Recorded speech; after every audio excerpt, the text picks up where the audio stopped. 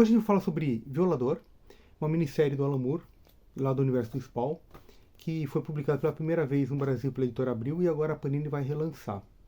Mas antes deixa eu me apresentar, eu sou o Márcio Batista, do Grupo Teatro Law Cultura, e toda sexta eu falo sobre quadrinhos. E o quadrinho de hoje é essa minissérie aqui do Violador. Eu não vou contar a história toda, não vou dar spoiler nenhum. Eu vou contar algumas curiosidades dessa história, que tem umas coisas bem interessantes. E também a ordem de publicação. A Panini agora, em abril de 2024, ela vai começar a publicar Spawn. Ela vai publicar pelo menos 2 títulos por mês. Que vai ser um Spawn, que é Origins, que vai desde o número 1. Né? O primeiro vai ser do 1 ao 7. E agora, depois, em maio, vai publicar esse Origins 2, que vai ser da edição 8 à edição 13. Isso aqui é uma coisa bem interessante. Eu já vou falar sobre o Violador, mas só falar sobre a ordem da publicação, porque tem a ver com a história. Por quê? Aqui, no volume 2 da Spawn Origins, vai ser publicado da 8 a 13. Só que essa história aqui do Violador, ela começa de um episódio que aconteceu no episódio 14, que seria essas duas revistas aqui. Aqui está como 13, que é da editora Abril, só que esse aqui seria a número 14, esse aqui é a 15. Por que tem essa diferença? Porque vai ser publicado na Origins 2, que é essa aqui, uma história que nunca foi publicada no Brasil, que é a número 10. Essa aqui do Dave Sim. Então, só para contextualizar, a 8 vai ser do Alan Moore, a 9 é uma história do Neil Gaiman, a 10 é do Dave Sim, que é essa que nunca foi publicada no Brasil, a 11 é a do Frank Miller. Então tá vendo aqui, ó, tá como 10, porque a 10 seria essa que não foi publicada. Então, a gente até o número 50 ficou defasado. A partir do número 50 que a gente normalizou, porque o 50 aqui na Abril ela fez uma edição dupla para comemorar 50 e tal. Então aí ela conseguiu, a partir do 51, ficar na ordem correta. Mas então até o número 50 está com o número a menos. Então aqui seria a número 11, a 12, essa aqui volta o roteiro do McFarlane, e a 13, né, que é do McFarlane ainda. E aí o que acontece? Aí, provavelmente, a Panini vai publicar o Origins 3, que ela não anunciou ainda, que vai ser, provavelmente, da número 14, né, até a 19. E aqui, essa vai ser, eu acho que vai ser um dos melhores arcos, porque a 13 e a 14, seria a 14 e a 15, elas são uma história dupla, né? Ela continua aqui. E acontece um evento aqui que ocorre na minissérie do Violador. Então vai ter um probleminha, né, de continuidade, só que é um detalhe bem pequeno que não vai interferir na história. Então isso aqui eu vou comentar. E aí só para dar continuidade, a número 15, que seria a 16, a 17 e a 18, é um roteiro do Graham Morrison. E aqui começa os desenhos do Greg Capullo nessa edição aqui. E aí, finalizando esse arco, que eu acho que seria o melhor do Spawn, a 18 e a 19 é o desenho do Greg Capullo, só que o roteiro é desse fulano aqui que eu não sei pronunciar o nome. E então eu acredito que o volume 3 vão ser essas todas aqui. Eu acho que o primeiro especial que a Panini deveria ter lançado era o da Angela. Por quê? Essa história aqui é do Neil Gaiman, que é em 3 partes, né? E ela conversa tanto com o volume 9, que a Angela aparece, que é do Neil Gaiman, quanto o do Dave Sim, a número 10. Então, acho que seria bem melhor essa aqui. E além do mais, tem uma curiosidade, que foi feita uma revista do Spawn, com foco na Angela, que nunca foi publicada no Brasil também, que ela vai atrás de um Spawn pirata. Então é numa outra época. Que teve 2 capas variantes. Teve essa capa aqui, e depois teve essa capa aqui também. E essa não foi vendida, ela foi dada como cortesia. Tinha uns eventos lá nas comic shops, que você conseguia levar essa revista e tal. Então era bem procurada pelos colecionadores, né? Pelo pessoal que curtia Spawn, na verdade, porque foi feito só isso aqui. Só que quando eles relançaram isto aqui numa minissérie encadernada, com as 3 juntas, lá nos Estados Unidos, lançaram também a história do pirata, que era o Spawn da Garganta Cortada, que o nome da história acho que é Navio dos Condenados. Então, eu acredito que a Panini vai trazer esse especial também, e espero que traga com essa história do Spawn Pirata, né, que nunca foi publicado no Brasil, mas eu queria então comentar sobre o Violador, que vai ser essa capa aqui. Ela começa os eventos que são interessantes na Spawn número 4, então na Origins número 1, que aqui tem até a capa do Violador, e depois ela continua na 13 e na 14, seria a 14 e a 15, né, que vai ser na Origins 3, que ainda não foi anunciado. Essa aqui é a forma humana do Violador, como palhaço, aqui é a forma demoníaca dele. Aqui na número 15, a gente tem esse quadrinho aqui, ó, que ele está na forma humana, como eu falei que ele não se transforma mais, né, e ele olha no jornal que as mortes que ele fez está sendo atribuído a um mafioso, um Tony Twist. Isso aqui é um nome interessante que vou deixar entre parênteses, que é uma outra curiosidade que já falo sobre ela. E aí ele tá putaço porque a imprensa falou que o Tony Twist que foi provavelmente o responsável das mortes. Ele falou assim, não, quem matou fui eu.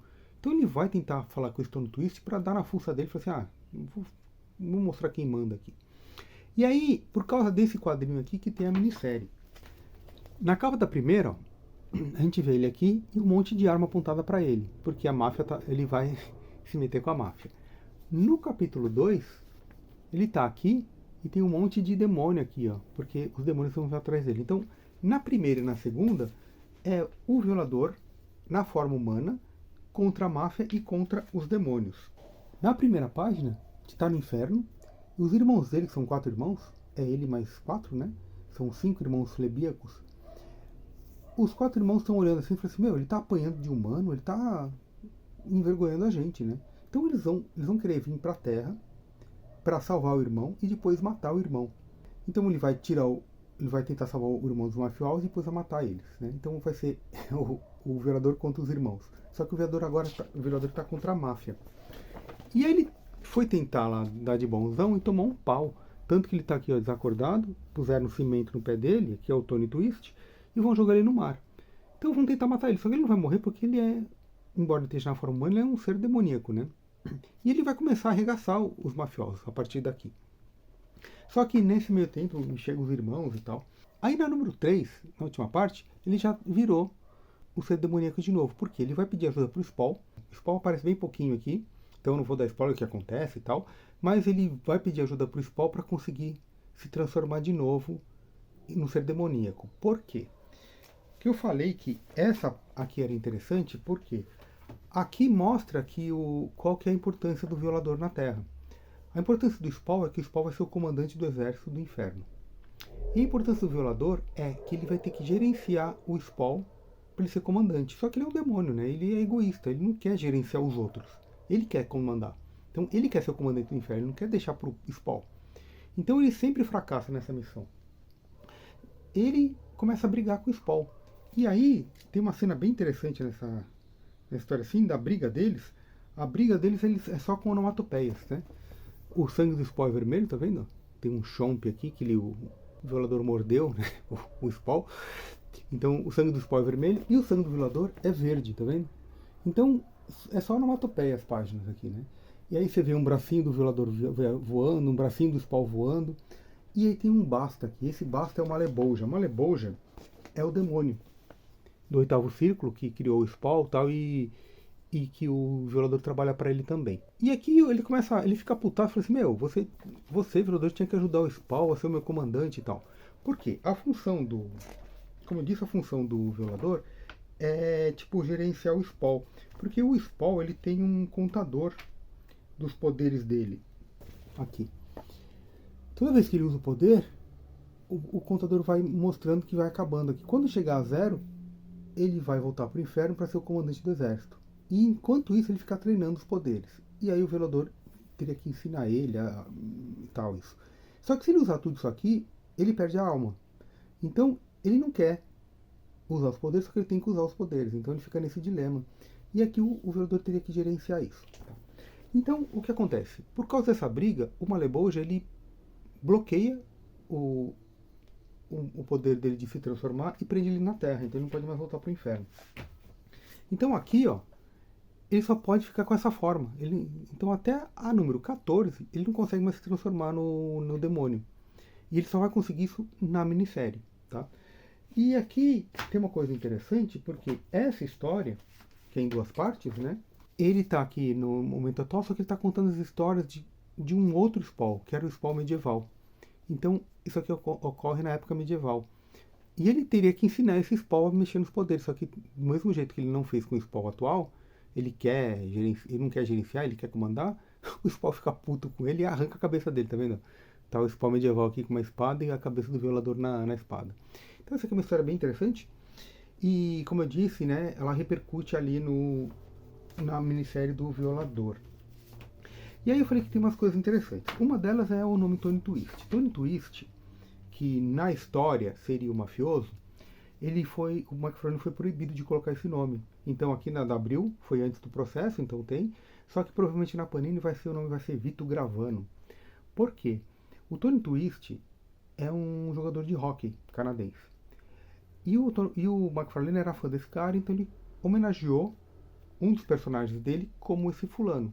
Só que o cara é um mafioso. E a Spawn, ela vendeu mais tipo de 2 milhões de cópias, assim, né? E teve um desenho animado que passou na HBO. E tinha esse personagem, Tony Twist. E quando isso repercutiu na mídia, né? Que 2 milhões de cópias, esse desenho na televisão, o Tony Twist ficou putaço. Falou assim, como assim tá usando meu nome como mafioso, tá manchando minha imagem e tal? E ele processou e ganhou o processo. Então o McFarlane, além dos advogados e tudo mais, teve que pagar mais de 5 milhões de dólares por impressão de Twist e foi obrigado a retirar o nome dele. Então qualquer republicação não pode mais ter esse nome. Então, essa é uma curiosidade. A outra é o seguinte, aqui na história, o violador ele conta a origem dele. Aqui, dá até pra ver na capa, tá vendo? O violador, esse cara aqui, tem uma cabeça na mão dele, dá pra ver aqui a cabeça? O que acontece? Ele mata uma pessoa, que ele enfia a mão na boca da pessoa, arranca a cabeça do cara, né? E a cabeça fica presa, ele não consegue tirar a cabeça da mão dele. Então o que ele fica fazendo? Ele fica conversando com a cabeça, né? Ele fica olhando pra cabeça e fala, assim, é tipo só ele, um monólogo, mas ele tipo fica falando, né? E aí tem uma parte interessante, tá vendo, ó? Tá ele com a cabeça ficada na mão, conversando com a cabeça, e ele fala assim, a primeira vez que invocaram meu pai foi um tal de John Dee no século XVI. Aí o pai dele é esse cara aqui, que o nome dele é Flebotom, o demônio chama Flebotom. E aí ele fala que foi um John Dee que invocou o pai dele pela primeira vez. E aí esse John Dee é um cara que realmente existiu. E ele existiu tanto como personagem histórico como personagem em ficção. Então o personagem histórico ele foi um matemático, astrólogo, alquimista, e ele era tipo considerado uma das pessoas mais sábias do tempo dele. Tanto que ele foi conselheiro da rainha Elizabeth I, que era a rainha da Inglaterra. E consta que a biblioteca dele era a maior da Inglaterra, ou seja, maior que até do próprio rei. Então, como ele era uma pessoa bem sábia, ele virou conselheiro da rainha, né? E como ele era alquimista, tal, teve muitas tipo lendas, né, a partir dele assim. E aí o Lovecraft, quando ele escreveu os mitos de Cthulhu, tem aquele livro o Necronomicon, que é um livro demoníaco, tal. E nos mitos de Cthulhu, quem traduz o Necronomicon, quem traduz esse livro, né, demoníaco, é o John Dee.